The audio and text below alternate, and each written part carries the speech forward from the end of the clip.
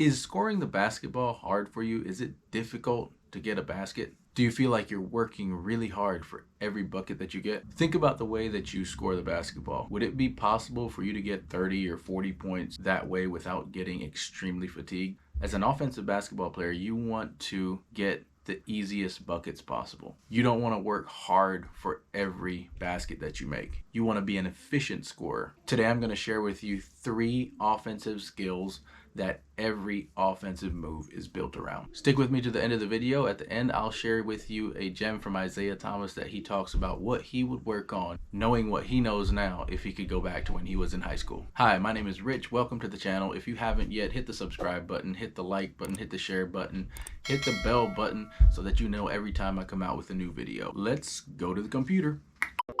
So the first thing I have is catch and shoot. There are typically 3 ways that you'll get catch and shoot opportunities. Those are coming off screens, drive and kick, which is inside out, and transition buckets. So I just have a few examples from the Baylor Duke game of catch and shoot. Here is one that is a good example of coming off of a screen. Here's a good example of catch and shoot coming off of a screen by this Baylor player.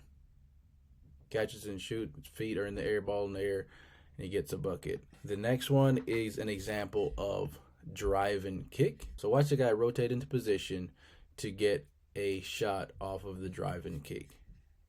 Here we go.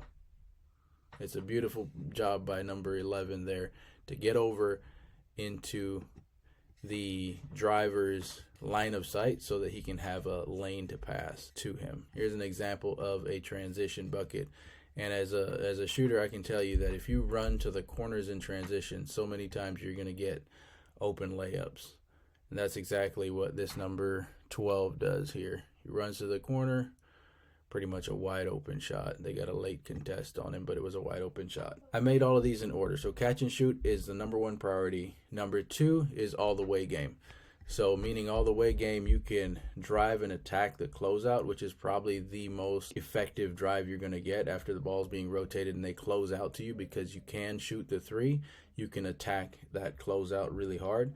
And you can shot fake to a drive, or you can jab step to a shot. And once you show that you can drive the ball, then they have to respect your drive, and then you can get a shot. So everything is built upon being able to shoot the basketball. So here's an example of all the way game. If number 3 could not shoot the basketball here on Duke, there would be no reason for this guy to be playing up this high, and then this screen would also be non-effective. Same goes for this guy. If he could not shoot the basketball, there'd be no reason for this guy to close out this hard.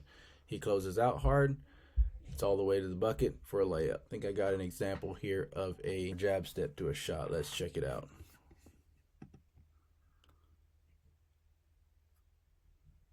Jab step, jump shot.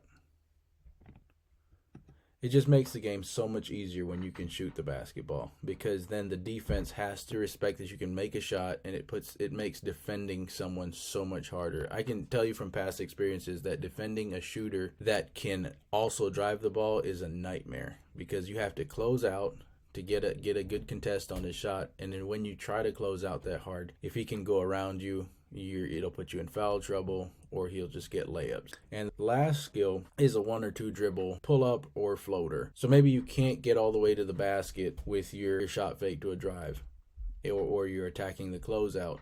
However, you can get to a floater or a step back, and that's where you can just build your bag around these fundamental skills: catch and shoot, all the way game. And then it leads to a 1 or 2 dribble, pull up, or floater. This guy gets to a nice step back. Boom. All that separation to a jump shot. Just a beautiful move. All of that being set up from the fact that he can shoot the ball, and he has a danger of going all the way, and therefore he can get that separation and get into a step back for a wide open jumper. All right, guys, I hope that you can see that everything is built around those 3 fundamentals: catching and shooting, driving the ball all the way off the catch, and then a 1 or 2 dribble pull up leading to a step back or a hesitation move or a re-attack. Whatever it may be, all of it is just built on the ability to catch and shoot. If you can't catch and shoot, there's no reason to close out to you. A defender can give you so much cushion, and it'll be so much harder for you to score. Now, let's go back to the computer for the Isaiah Thomas gem. I wish I was able to shoot the ball as good as I can now, but it was all about like repetition. And when I was younger, I was all about, I just wanted to hoop. Like I worked on my game, but it wasn't like I do now. Like I don't do none of the stuff you guys see in like on the social media stuff. Like I work on my jumper every day. Cause I feel like that's the most important weapon you can have. And once you have your jumper right, it opens the rest of your game up and it makes the game so easy. So easy. That's it for another video. Thank you so much for watching. I hope today's video will help you know what you should work on in order to take your offensive game to another level and make you the scorer that you always wanted to be. If you find this content helpful and you like this content, subscribe to the channel, share the video, like the video, hit the bell notification so that you know every time I come out with a new video. Until next time, God bless you and peace.